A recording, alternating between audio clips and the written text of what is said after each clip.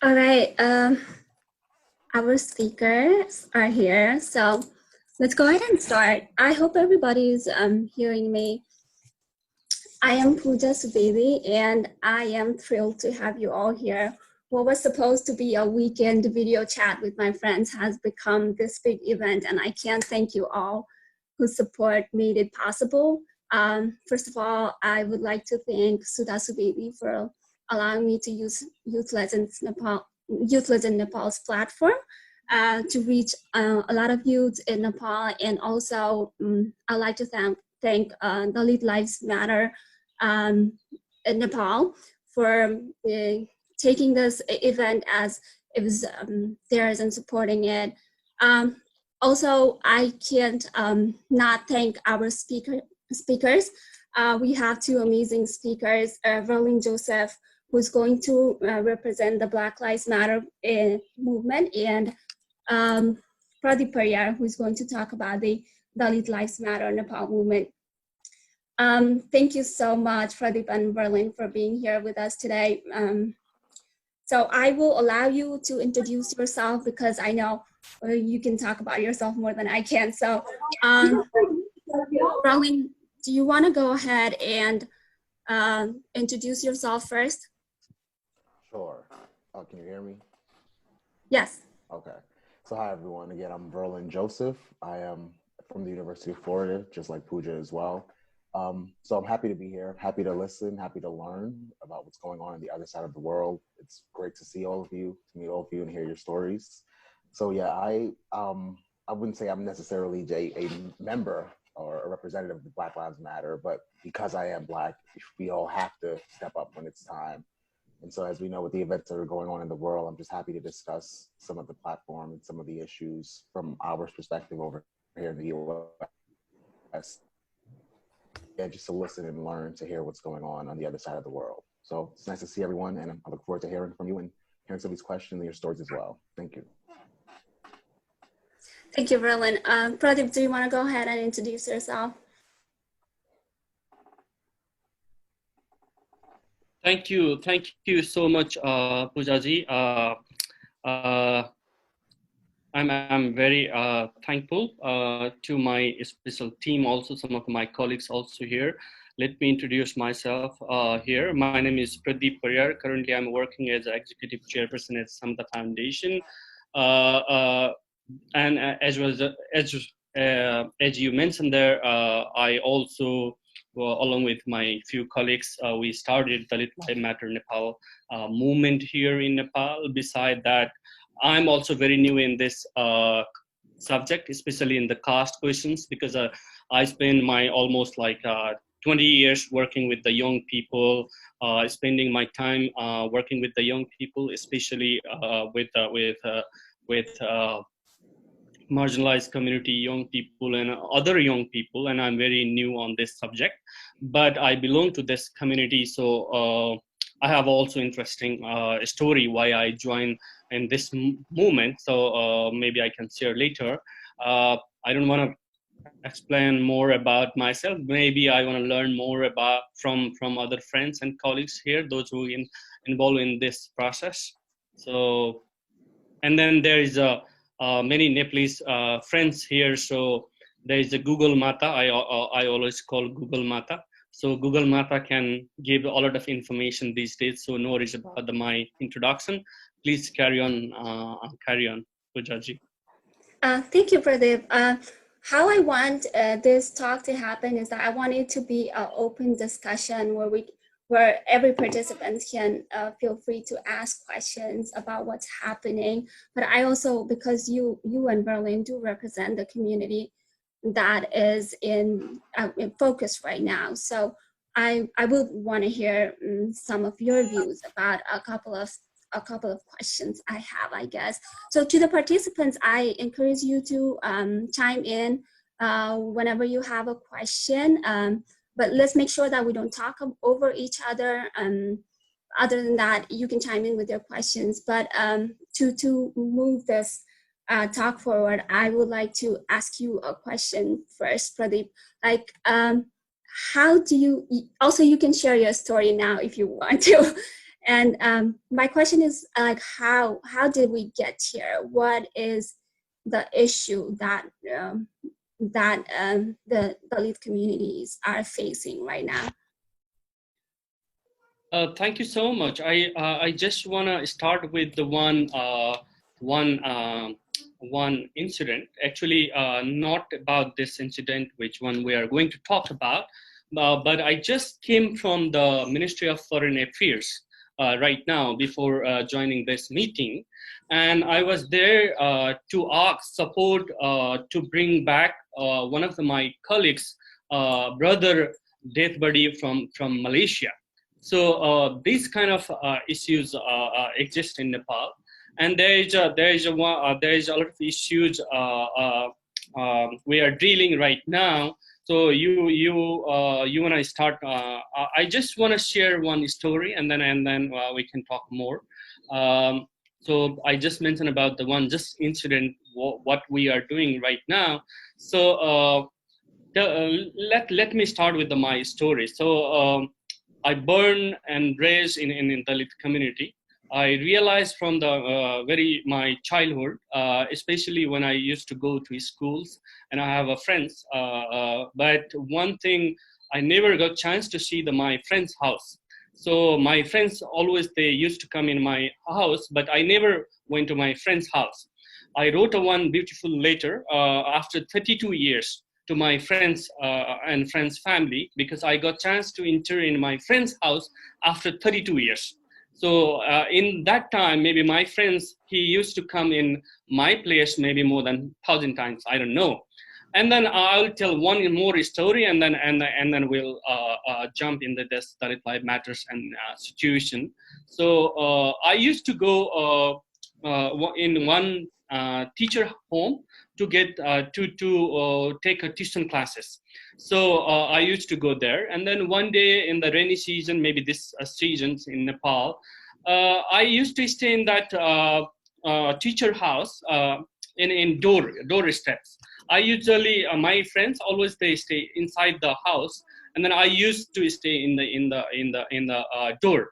And then that day, usually that's every day there's a rain or a sunny day. I couldn't enter because that's a private house. And then one day there's a heavy rain, and then there's a heavy rain, and then everyone inside and I'm outside. And then I was like completely wet because of the rain, and all the books were messed up. And then that day I realized, oh my God, what's going on? My teacher are discriminating me. So that day is my kind of turning point in my life. And then I left that home, teacher's home, and then I started my self-study.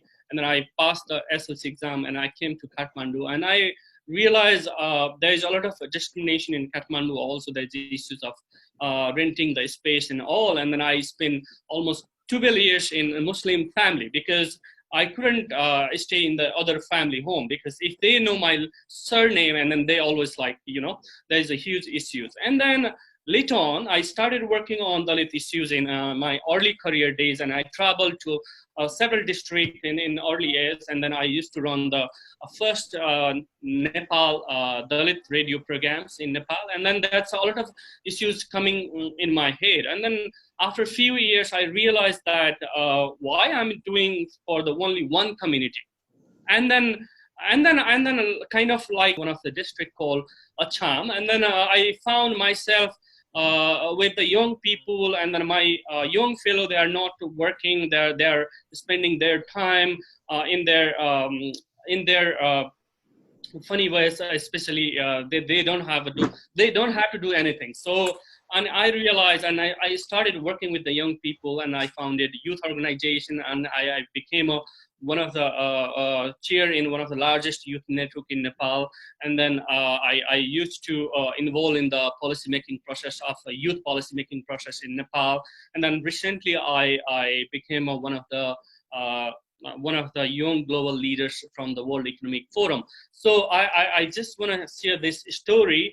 Maybe you got a chance to know the discrimination pattern, and then my story also. And then maybe I'll come to Nabraj Bike, Angira Pasi, and other stories after that. Maybe this can trigger some of the questions in your mind. And I want to tell you, all of you here, I'm not expert in these issues. I faces many problems, challenges in my life, but I'm not expert in these issues. I used to work with the young people. I spend a lot of time working with the young people, and then I'll share that also later. But let me stop here. Maybe that's how I want to start here. Thank you, Pradip. That was a very heartfelt story, and I think one thing that I take out of your story is that even the issue of untouchability and everything was not that historical. It was not ages ago. It was right here, and it is happening right now in our lifetime. So I think that makes me think about how, as a majority group in Nepal, myself, I thought the problem was not that big. I thought that the constitution declaring that untouchability was illegal was the progress that we needed, and then we had moved on from the issue. But as often we see in a lot of instances, like Rukum instances, I think we're learning more and more that that's not the case, and the people in Dalit communities are facing all these issues every day. So I do want us to talk about Dalit Life Matters and Black Lives Matter in a parallel way. So I'll ask Verlin the same question I asked you, and maybe he gets an opportunity to share his story too. So Verlin, what got us here? What is Black Lives Matter all about? Thank you for that question. So I'll start with what kind of got us here. And 400 years ago, the first Africans arrived in America.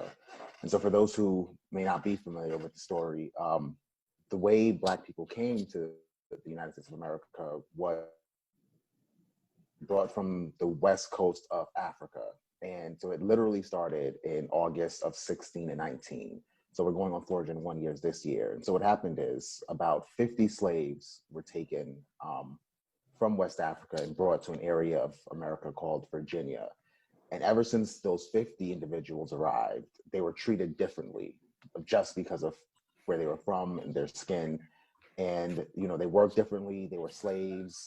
And ever since that first day, throughout every major event in history, in American history at least, Black people have been treated differently by law, in society. And so what we've got here is we've got this pattern of just inequality. And so where it's really starting to more recently rear its ugly head is with the inequality in criminal justice. So we see that within Black communities, for example, laws are enforced and treated differently. The policing is done differently than it is in white communities. So one of the most popular ways we see this is what we look at criminology, and we look at the criminal justice system.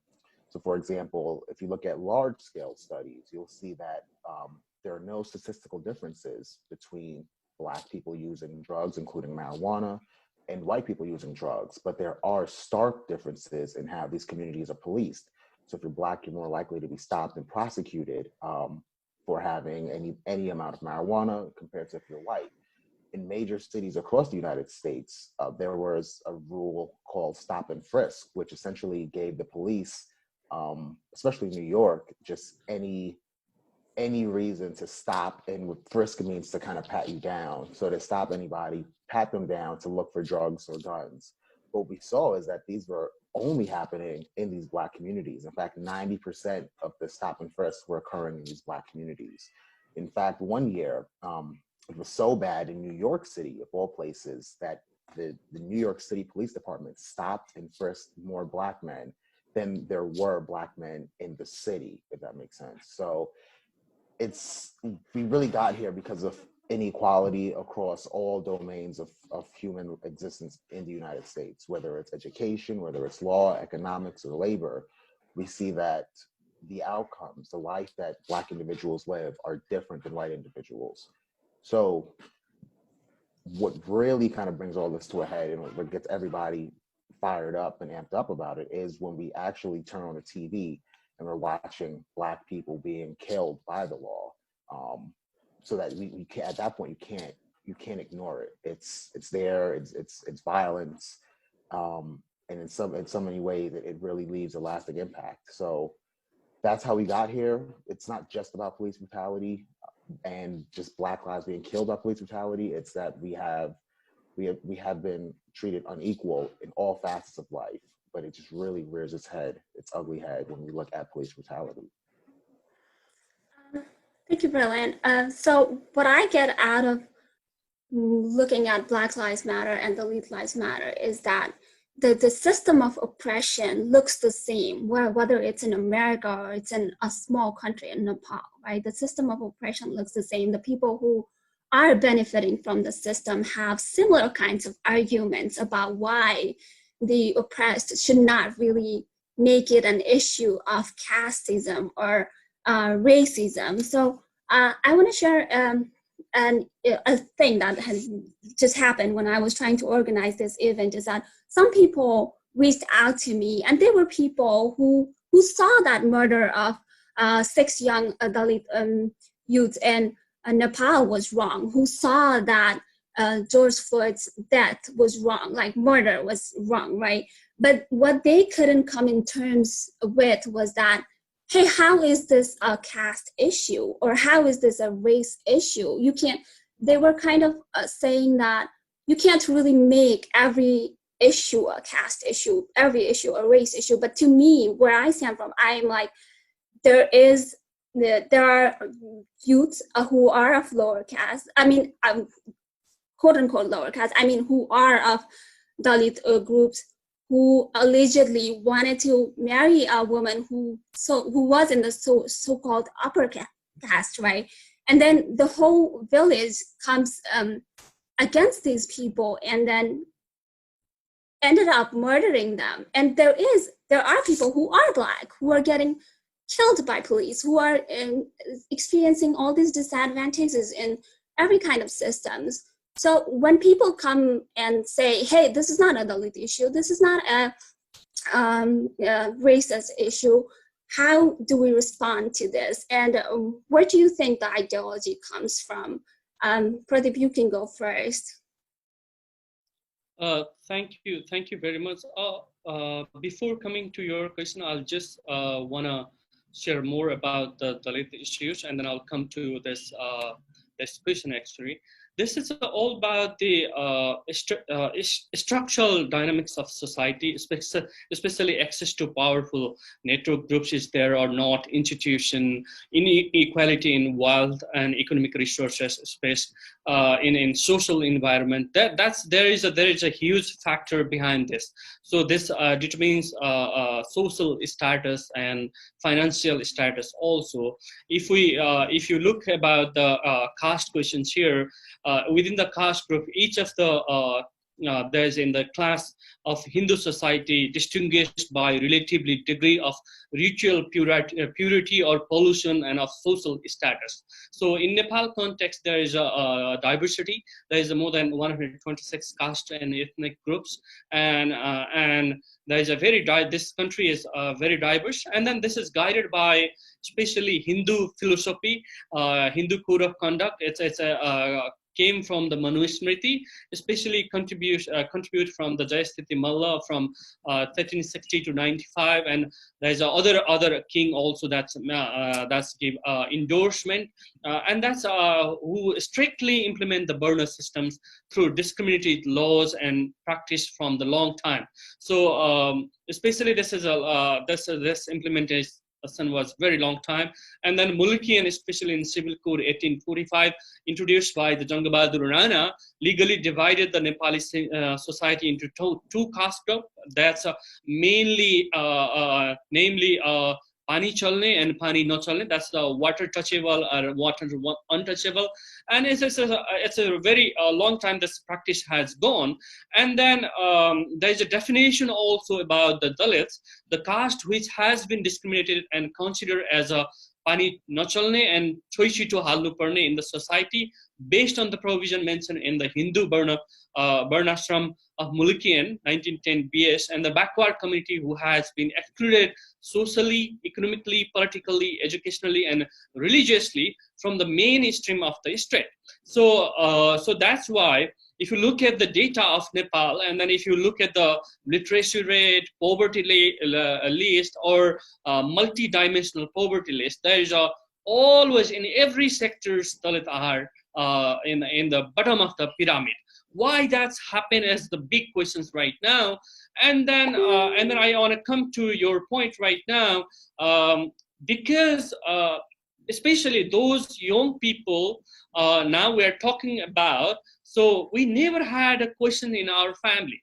So we never asked about the caste questions in our family. So even in my family, even in my family, my parents, they don't want to talk about the Dalit issues in few years back, because they thought this pain will decrease our performance in our classes. So we never talk about this. So that's one of the things now coming, especially when the people are thinking this is not caste issues, why this Navraj and his friends killed. So people think this is different issues because they never talk about these issues in their family. Maybe they know about it, but they never thought about it because they never feel. For example, in US, there's incident happened, George Floyd incident happened, and there is a lot of protest and movements happen in the US because people came in the street, especially white people also, they came into the street. For example, in Nepal, so this case happened, and then most of the young people, they are not in the street for this cause because they never realize that this is a important issues, and that's impacted in their life, because that's not impacted in their life, especially so-called non-Dalit, they never thought on these issues. And those who are from this community, especially Dalit communities, because they have no voice for resistance, because they are socially excluded groups, and they don't have voices. For example, in my generation, so I'm the first one who got the education. So even in my relatives, in my generation also, they are not getting the education. So they are not ready to resistance. But there is still I can see there is a lot of movements going on, smaller one, but those who knows about these issues, those who need to speak on these issues, they don't have in Nepali I call this as they don't have a sambedana. So for example, I spent a lot of time working with a policymaker, politician in this time in the Navraj justice. So I met the home minister, home secretary, chief attorney general, and then many parliamentarians, and then including top leader of the political parties. They don't have this seriousness. And then in Nepali, I want to call this as sambedana, because they never thought on this issue. For example, this happened in the Rukum. Why this happened in Rukum? Because that's a so-called people revolution was started from the Rukum and Rolpa. So they fought, and then more than 1,500 Dalit, young Dalit killed in this people revolution. But where is the justice?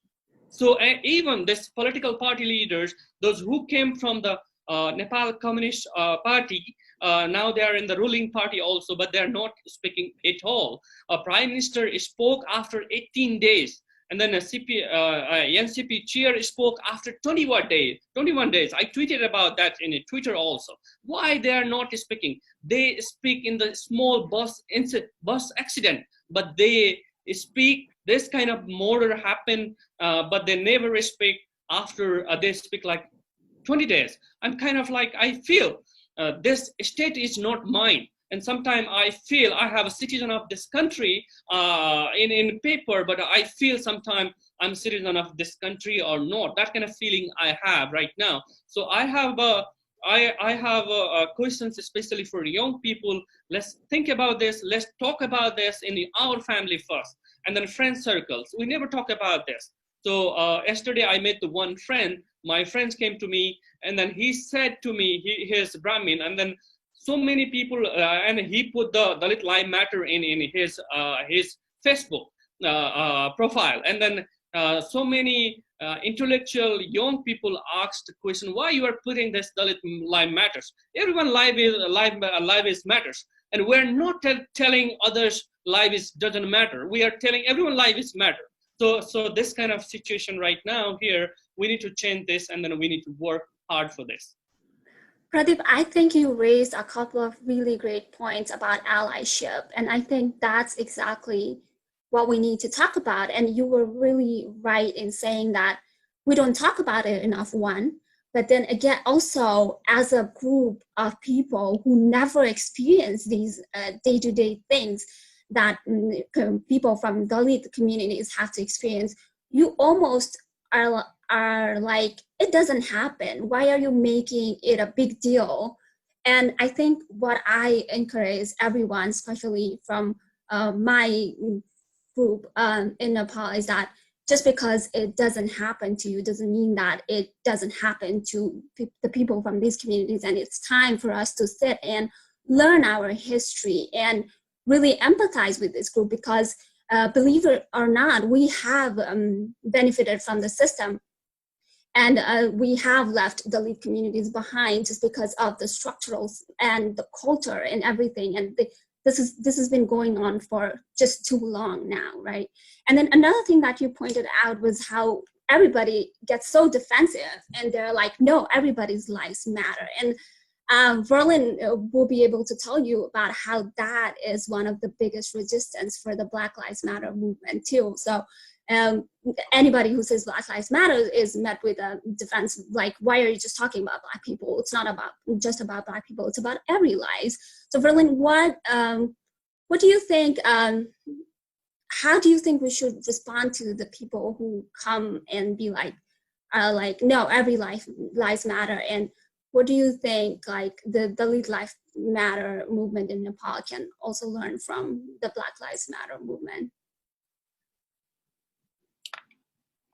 Yeah, that's a really good question. So I would start by saying, you know, when people are confronted with the all lives matter, as opposed to the Black Lives Matter, it always just kind of starts by saying, well, you know, if all lives matter, then there's no problem with saying Black Lives Matter, because Black lives fall under that compass of all lives.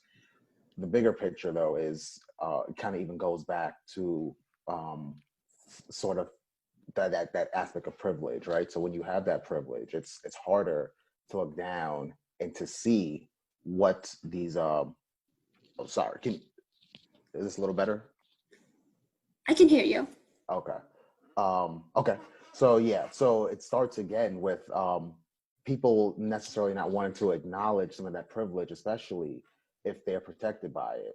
So I would always say the first thing is we shouldn't really get upset and angry, move to anger if somebody is saying, well, all lives matter. Again, just explain, well, then, yeah, that's true. They all do, including Black lives, right? Like we see jokes where you wouldn't go to a breast cancer rally and say, well, prostate cancer matter. It's, yes, cancer is important. So let's look at the worst type of cancer, right? Let's look at, in our all lives matter, let's look at these lives that are struggling, and let's see what we can do to better incorporate them and to better ally with them and to listen to what they have, what they need, and what they want. So that's where it always starts. I think too, to also piggyback off also what sort of my co-host also mentioned too, is, you know, I like to talk about how I grew up in a third world country, and rarely I'm talking about probably the most famous city in America, which is New York, right? It's the most segregated city. I grew up in an area that's predominantly what we call Black and Hispanic or Latino. And my mother worked about 30-40 minutes away from where we lived. And this is an area where the median household income is over $500,000, but we were living on maybe a tenth of that at the time. And so, you know, I had never, the people my mother worked for, they had never come to where I lived. We always went there, but they never came because, they had these stigmas, these taboos, but them as individuals, they weren't these terrible people.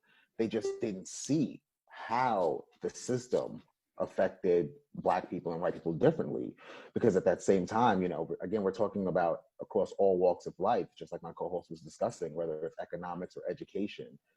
Being Black, you're at the bottom, and it's a little different too with Nepal, because of course there's not that caste system. In fact, the British learned the caste system from that area and then put it on us, but they just use skin instead because we wear our caste.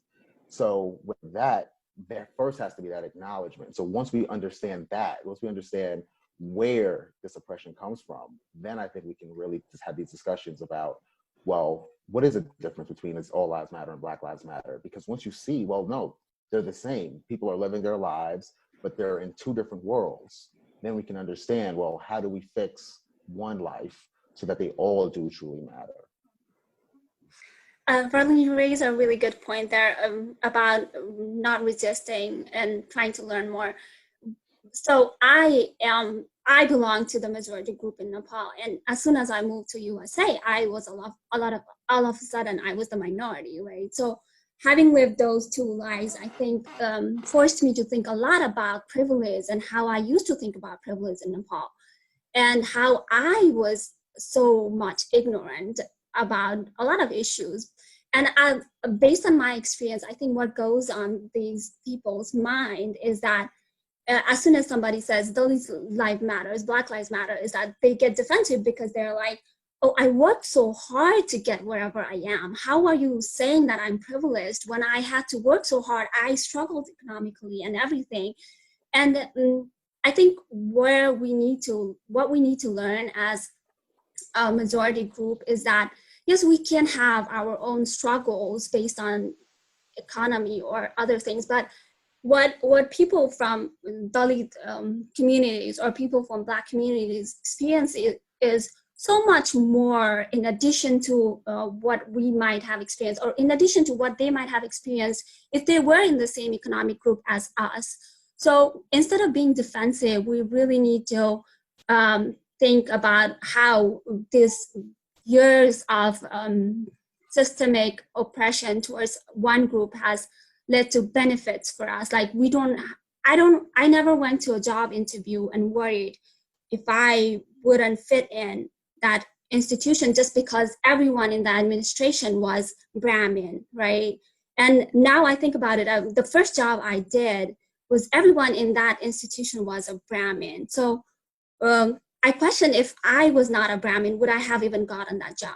So those are the things that we don't have to think. And I really hope that everyone who's here today or everyone who watches this today stops being defensive and just starts learning, because what we don't see, a lot of things we think doesn't exist is because we don't have to experience that, is because we don't see that in everyday life.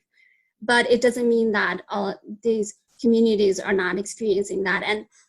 And another thing I've been really thinking about is that, especially in case of Nepal, the laws are there, right? So we have, our constitution says that it's illegal to discriminate based on caste system.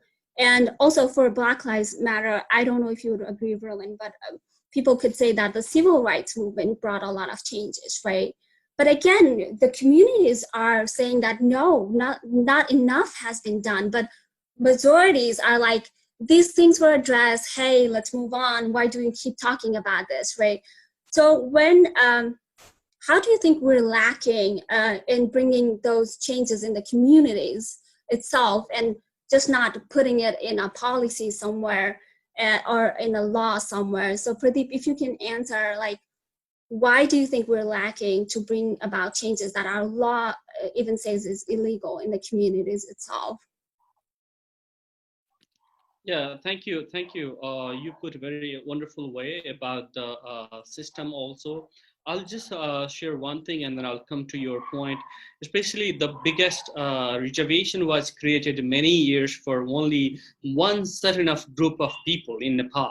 So that's result is today is there are over representation everywhere. So that creates a lot of problem right now. So if you look at the laws, those who involved in making a law, and they're in the implementation also.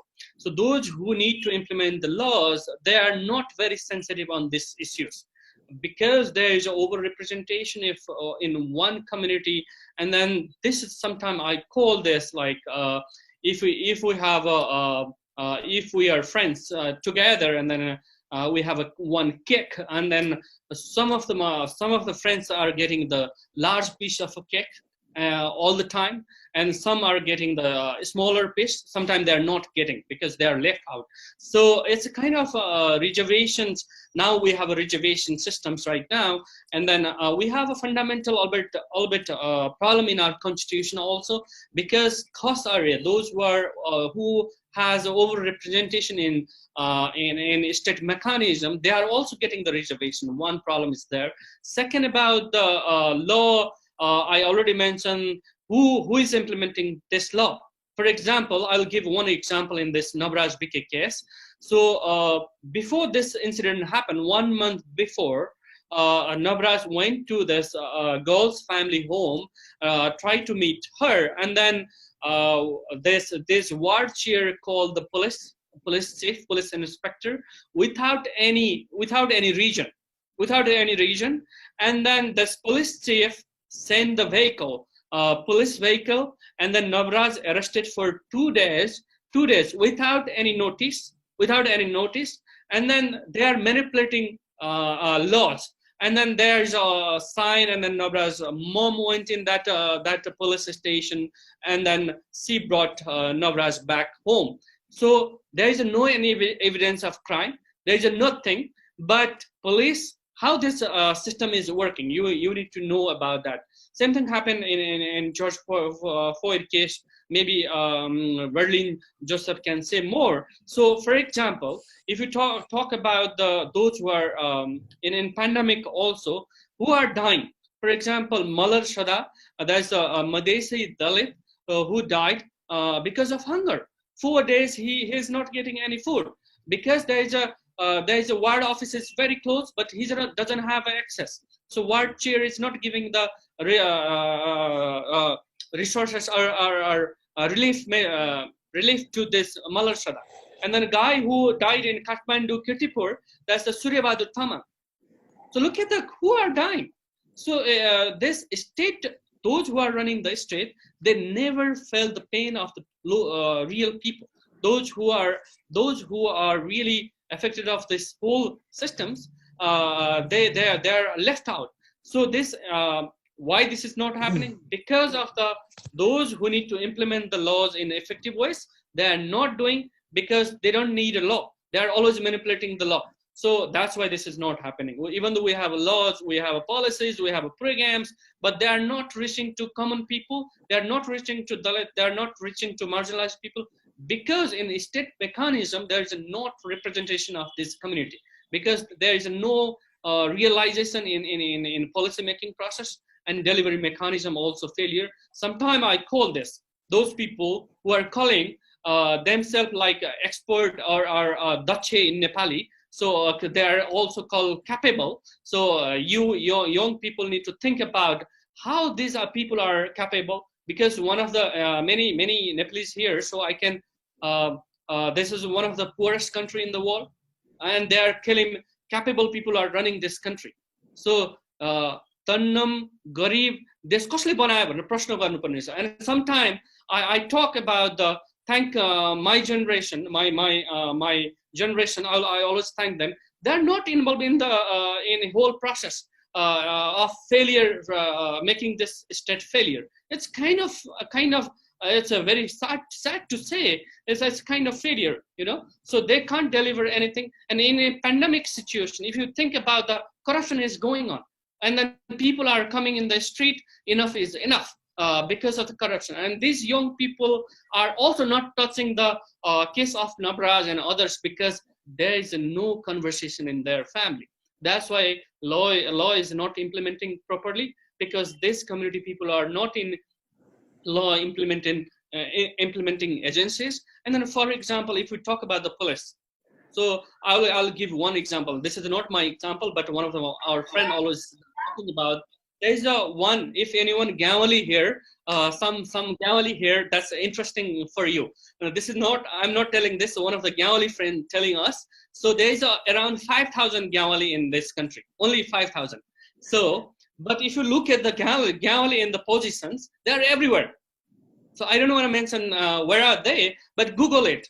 They're everywhere. So for example, they have a less population, but they are everywhere. Because how that's happened? Because that's kind of, there's a certain group of people getting state resources all the time. And then I always call this is a reservation for them from long time, which should be changed. So now you young people need to challenge these systems and challenge our family in positive way. I'm not telling in the negative way, in the positive way, and then we need to make this society better. We can contribute for that.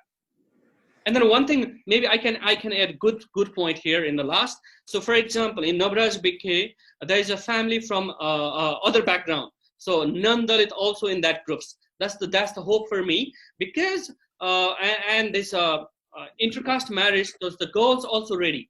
So look at the girls also ready, and the Nabraj BK friends also ready to go there. But our society is not ready. So there's young people are ready to change. So we need to capitalize that, and then we need to make a change. Maybe let me stop here.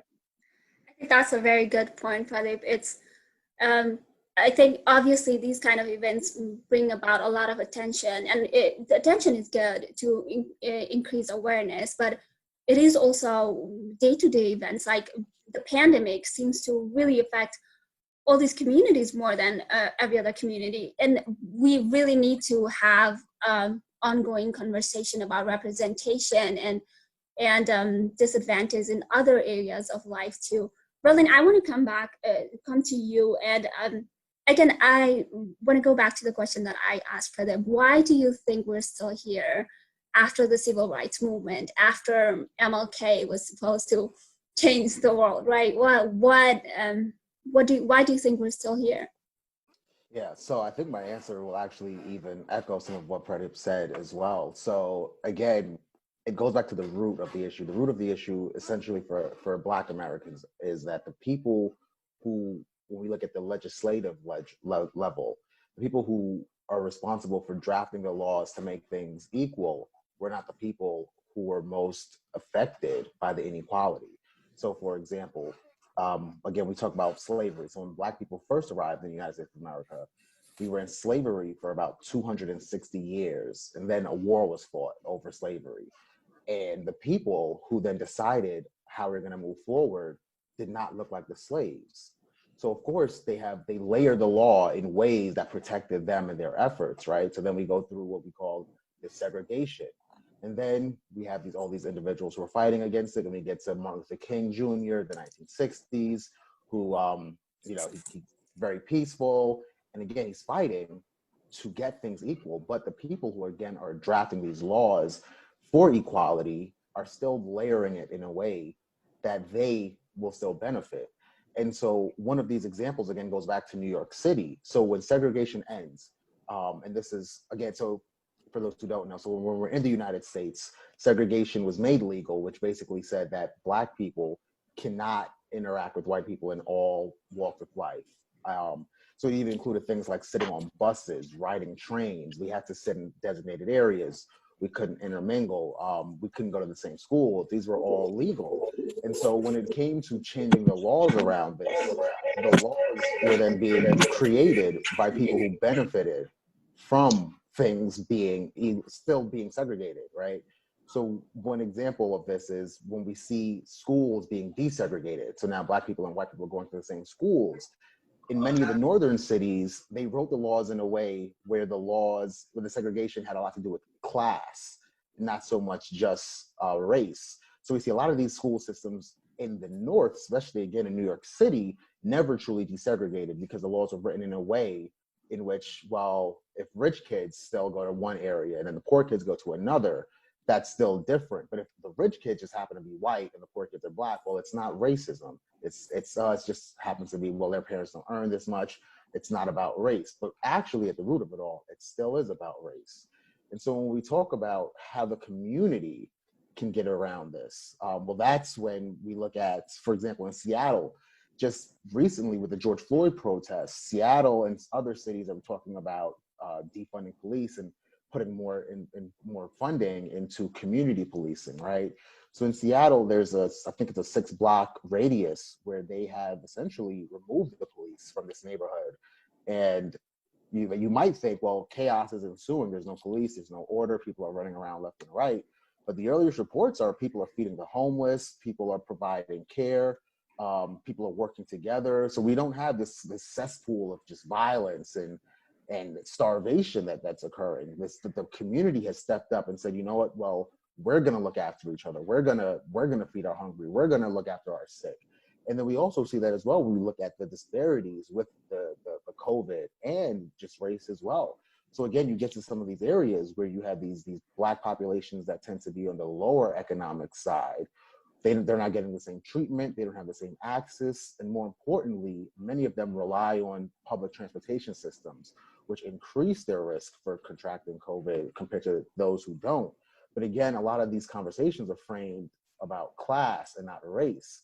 But because when we look back, the individuals who were responsible for drawing and signing the laws that went in place to ending racism, because they were not affected by racism, well, then we still see that that's why we have these individuals who are living in these poorer neighborhoods, these individuals who are now contracting COVID at greater rates, that are now being policed differently. Because at the very root, at the end of the day, the people who came up with these laws were not the ones who were most inadvertently or most adversely affected by these laws. And so that's what we really have to do. We have to continue to seek for representation. We have to continue to get people who are in positions that are affected by these rules and these laws so they can be changed for the better. It sounds crazy, but it's happened where you wouldn't have a council of men deciding laws for women. That doesn't make sense. They don't know. And that's what's been happening, whether it was the 60s, whether we had movements like Martin Luther King Jr. or Malcolm X, we have these Black faces that are fighting for these changes and fighting for their people. They were not the ones who were drawing the laws that really spurred or sparked these changes. So that's going back, whether you want to talk about with George Floyd just recently, or you want to go back 400 years ago, every law that was put in place to end racism per se did not include people or were not led or driven by people who experienced the racism. So that's how we've got here today. That's a very good point, Verlin. I would like to, before I move on, I would like to encourage the participants to ask their questions too if they have any, or you can also drop it in the chat box if you would like me to read the questions to our speaker. So just wanted to let everyone know about that. So continuing on what you were saying, it seems like not having representation, not having represented in the places where you not only make these laws, but also in places where you implement these laws is really driving a lot of differences, and it is really driving for us to have those differences even after so many years of what was supposed to be the final change, what was supposed to be the final law that was supposed to bring about the changes that we were looking for, right? But right now, for Black Lives Matter movement, there is global outrage. There is global attention to this issue. So I'll ask you, Verlin, so what is the way ahead from here? What kind of changes do you hope to see that this will bring? Because this seems like the time where you could get the changes. Like, if changes were to happen, this seems to be the time when it is supposed to happen, right? So what do you think, what do you hope to see from this, and how can we get there? Yeah, so definitely the whole world, since the death of George Floyd, that really sparked unrest across the entire world. And what we're seeing is in every walk of life, whether the country is Nepal, whether it's America, people who feel that they are oppressed are now being vocal and now taking to the streets, which is a beautiful thing to see. So to ensure that, again, we're not really going back to the same old, especially in America at least, so we're not going back to the same old issues.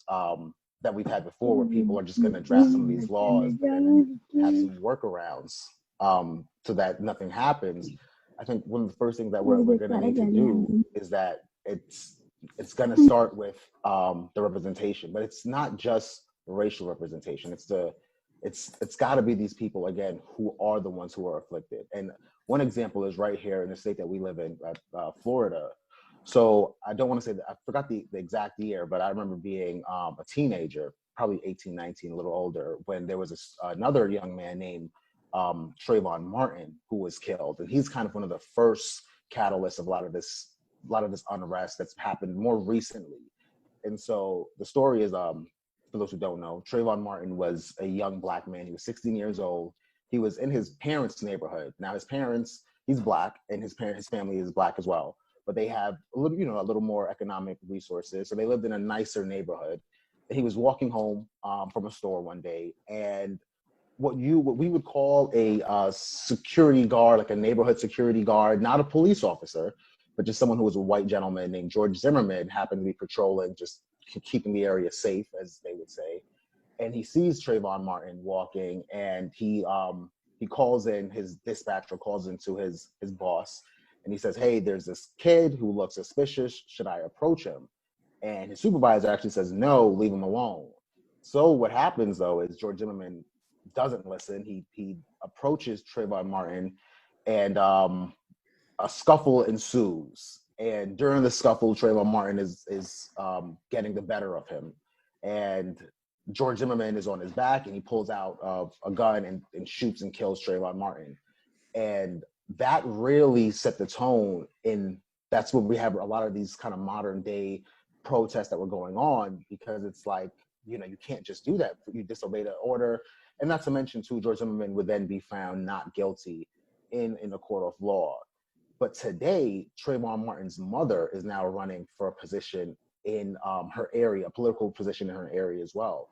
So what's gonna happen is, it's not just these individuals who might just look like they're Black, but they don't know the day-to-day struggle because they were protected by class.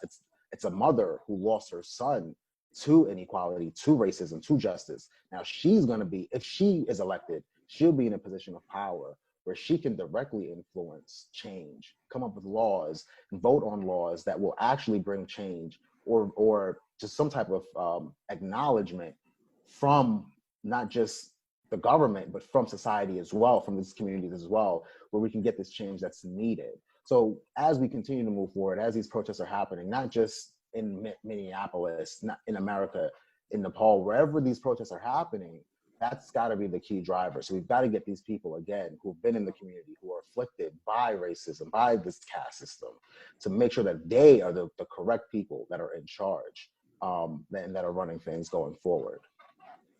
That's a very great point. We do need to make sure that the communities that have been affected for so many decades, or centuries, by these inequality, are the ones who are in the position of power and who are writing laws and implementing them. I have some questions. Okay, I'm gonna have to. I really appreciate it if everyone else can mute themselves. But I have a question here from one of our participants, and it's for Pradip. Shar Siddiqui, and our participant, asks, what is the level of political participation of the Dalit community in Nepal government? And if they had enough political power, what kind of immediate changes would they want? So Pradip, if you can respond to that question. Yeah, thank you. Thank you so much. This is a great question, actually. The representation is very low, especially if you look at the major political parties, and then if you look at the major political party leaders, those who can make the decisions. And I'll come to. I have all the details about this. So we have a cabinet minister, only one cabinet minister out of 25. So in House of Representatives, out of 275, 19 Dalits there. In National Assembly, there's a 7 Dalit. And out of, in province government, we have a new province government in all 7 provinces. There is around more than 75 ministers, but there were no Dalit minister in at all. But in recently in province 1, there's only 1 state minister. So in local government, there is a 753 local government. There is only 1 chair and then 5 mayors. So it's a look like very less representation in the political spectrum. And if you look at the political party main leadership, so if you look at the NECAPA, there is a 9 secretariat member. There is no women. There is no Dalit. There is no Madhesis. So if you look at the Nepali Congress also, same thing happened. There is no in the top. There is only 1 woman. So and not only the Dalit representation, it's women representation, Madhesis representation, Janjati representation is very low, and then among them Dalit is in the bottom. So they are not in the whole political process, in political mechanism. So if you look at the government bureaucrats, there is around 90,000 bureaucrats. There is only around 1,000 Dalit. That means around only it's 4%, less than 4%. Our population is 13.8%, but representation is 4%. And then even within the 4%, there is a they are not in the decision making. They are like in a driver, cleaner. So they don't have officially decision making role.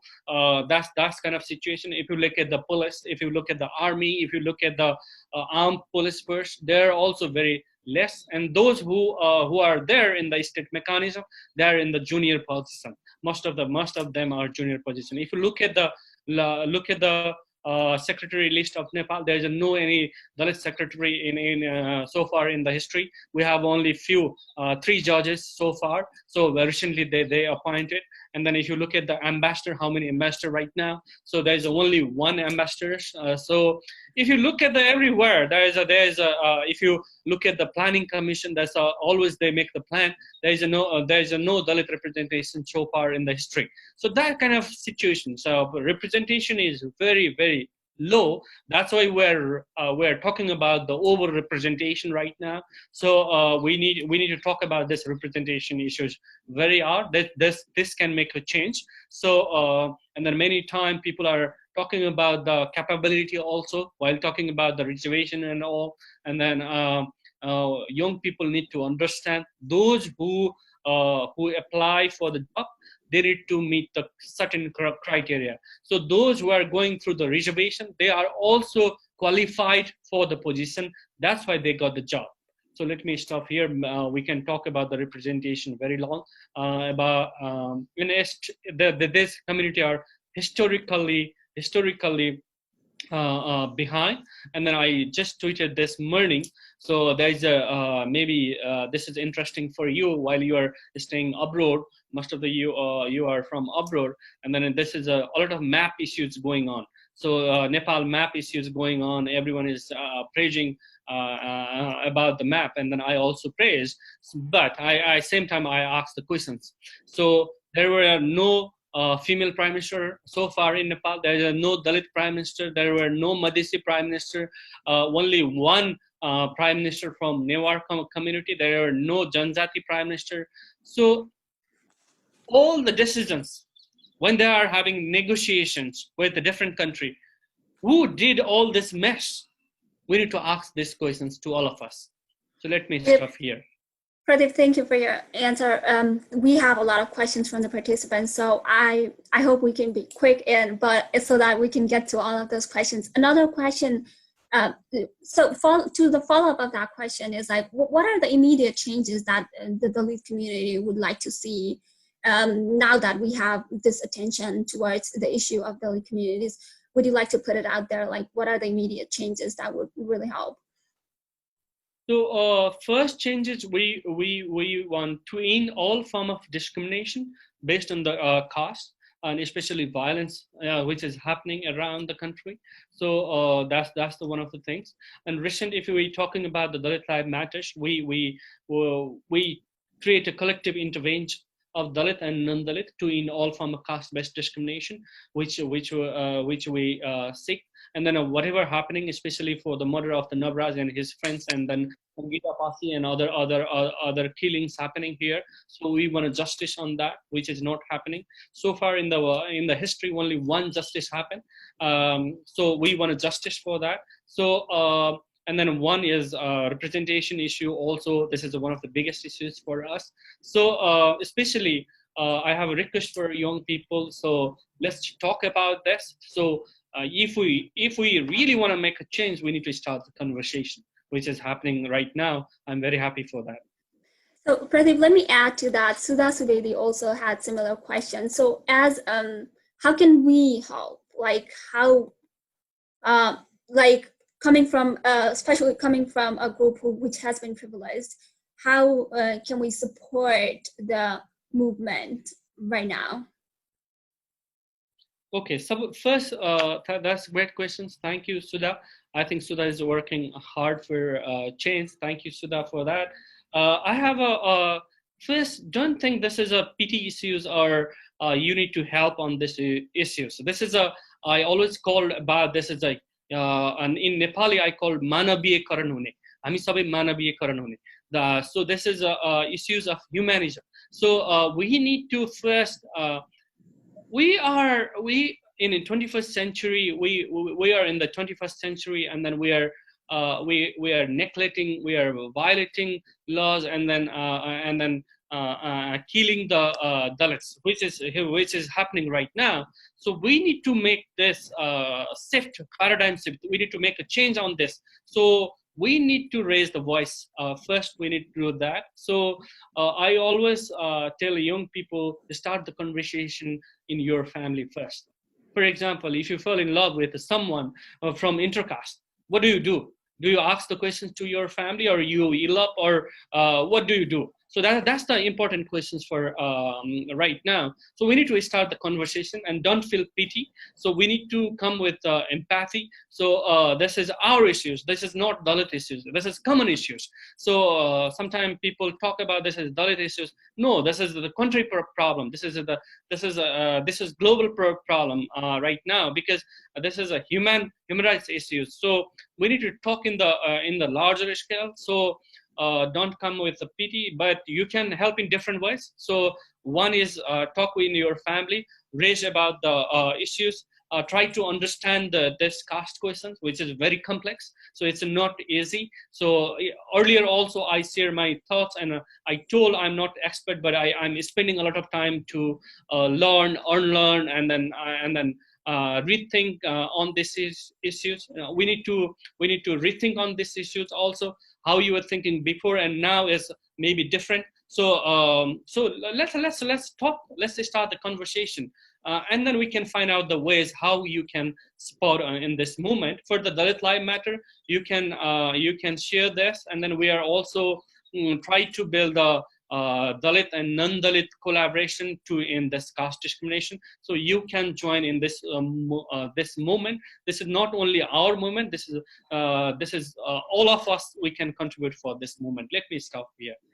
Pradip, adding to that, we had a similar question from Sumicha Gurung. She says, what is an effective way to start conversations with family members and friends in our circle who may not be ready to listen or acknowledge the issue in our societies?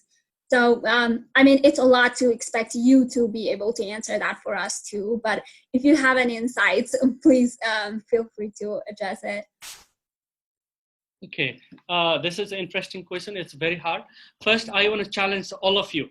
Do you want to make change or not? Do you want to make real change?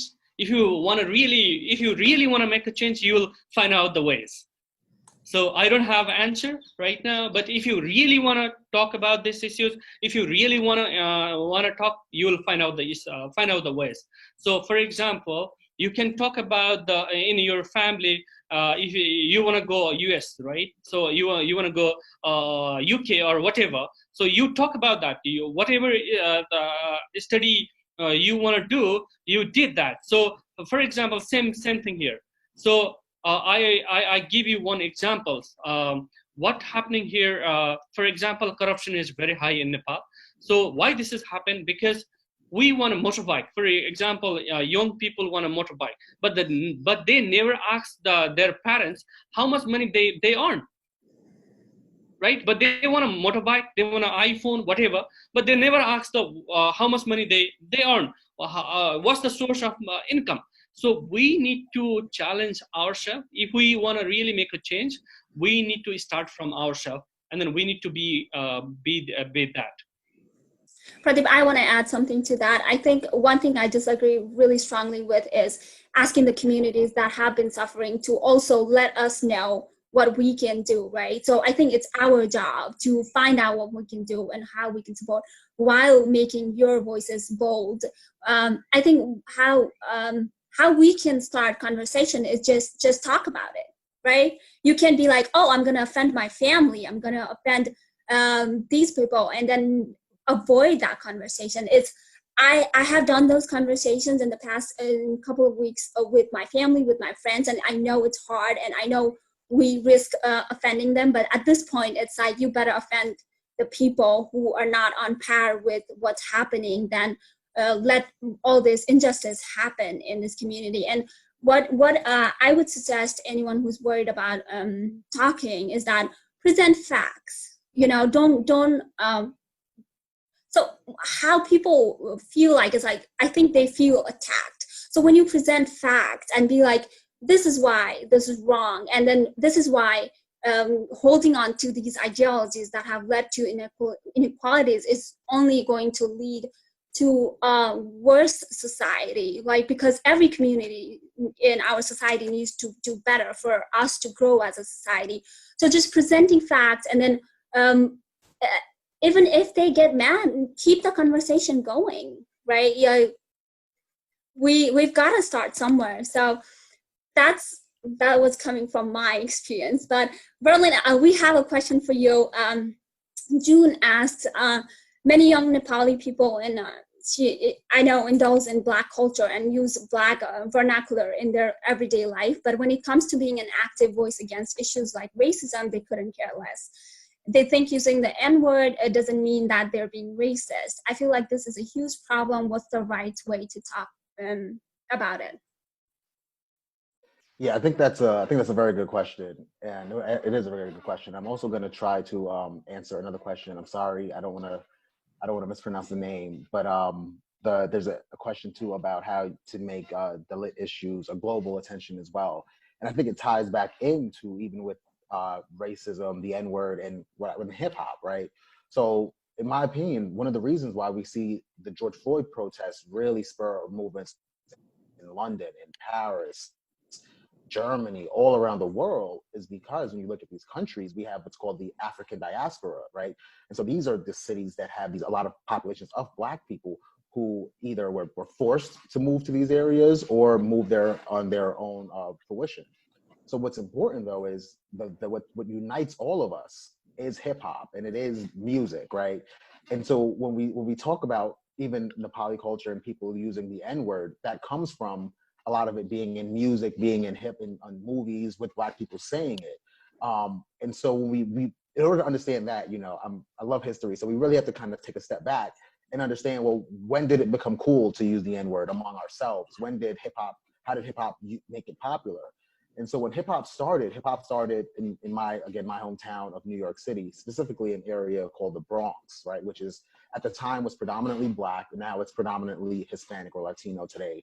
And so what happened is during this time, there were a lot of crime that were going on, a lot of fires, a lot of shootings just within the community. And then eventually the police were so overwhelmed with a lot of this fighting, there were some individuals who started mixing different beats using DJ equipment. And out of that would then come what was called hip hop. So they would throw these parties and they would siphon power from government buildings. But as long as, you know, there weren't any shootings, the cops who wouldn't arrest them or wouldn't bother them. So what happened is we had this hip hop sound, we had the music, and then the music created the movies, which created the entire culture. And this culture started to spread, not just in America, but it hit a lot of these other cities like Paris, London, Berlin, that had these other Black populations, and it started to grow.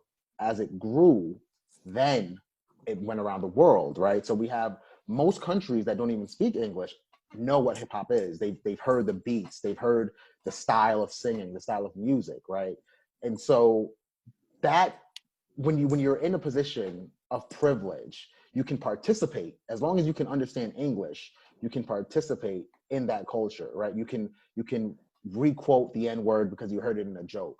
You can requote it because you've heard it in a song, or you're just singing a song.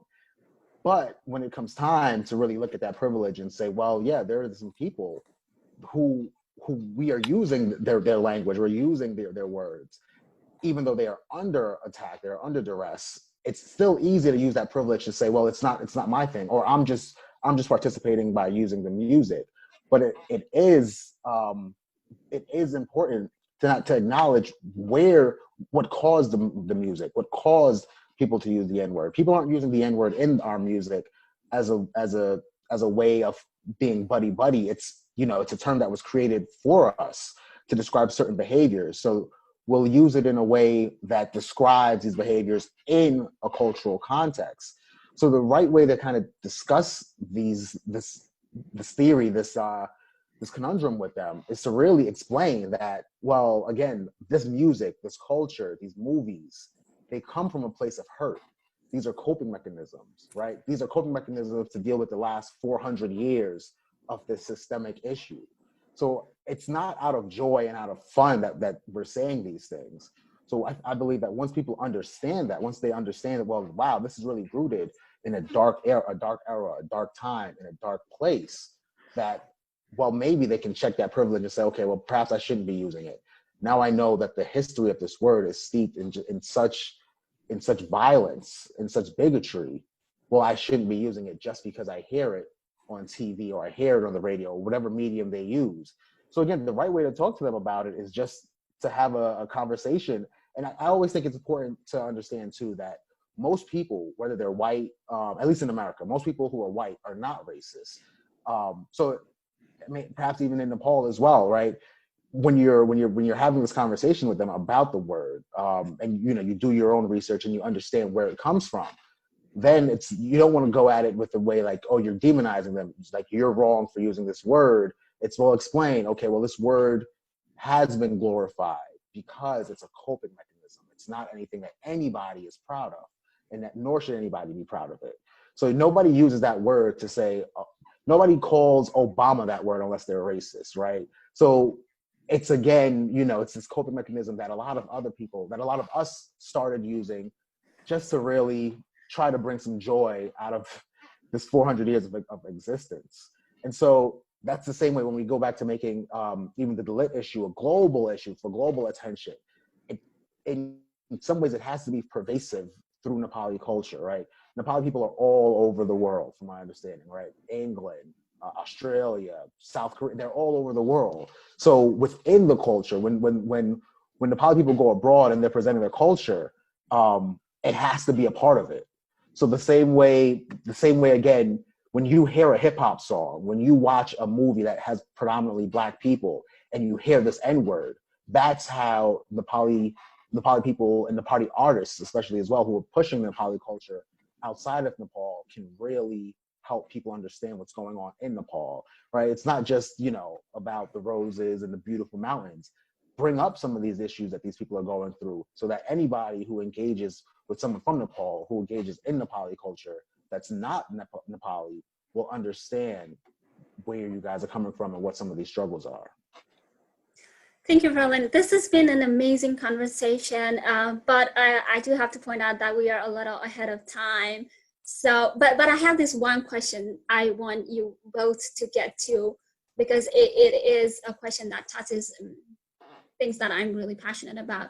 So we had a question from Vidya Shrestha, and she says, in what ways do Dalit women and Black women face double marginalization from casteism and racism? So I would really appreciate if you could answer to that question. Verlin, you can go first. Okay, yeah. So that's so I want, that's a tough question, especially for me to answer because I'm not a Black woman. But there is we in the U.S., right, double marginalization. I think we'll just call it like intersectionality, right? So you've got racism and then this intersection of sexism as well, right? So we can see that legally across all walks of life as well. So when we talk about legally, there aren't many Black women who are in positions of power to begin with, right? When you look at the history of the United States, when Black people were allowed the right to vote, it was actually Black men who were allowed to vote, not even Black women. So again, you've got Black women who finally think they have a voice, but then they don't. So they still have to wait a couple decades before they can vote and they can participate in the political process. Even to this day, Pradip also mentioned, Nepal never had a woman be a president. America depends on what you might think, but America, they had Hillary who ran, but it's not like America is really close to having one. They tried this last election cycle to get even some Black women on the ticket, but we see how that's going. So Black women themselves have even a much larger uphill battle as well. But so that's just one of the ways we look at the political process. There's just no representation. We do have some Black women who are in positions of power, but this is relatively new. So we haven't been able to see what the effects would look like if we get more yet. So that's the thing. So it is tough across all walks of life, right? Wherever women will face sexism, Black women will face it as well. And then on top of that, they've got to worry about racism. So it is challenging.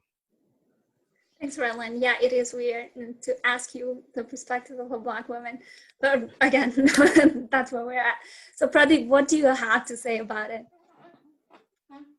Thank you, Bidyaji, for wonderful questions. Actually, I have some positive news for that, Bidyaji.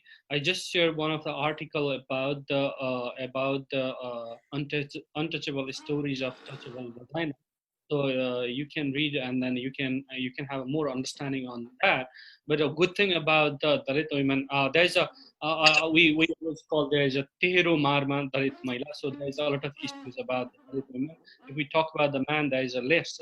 So being a Dalit woman is there's a thrice difficulties. So I just want to share one good example here about the Dalit women. For example, in our parliament, there's a 13 Dalit women parliamentarian because they can fulfill 2 quotas.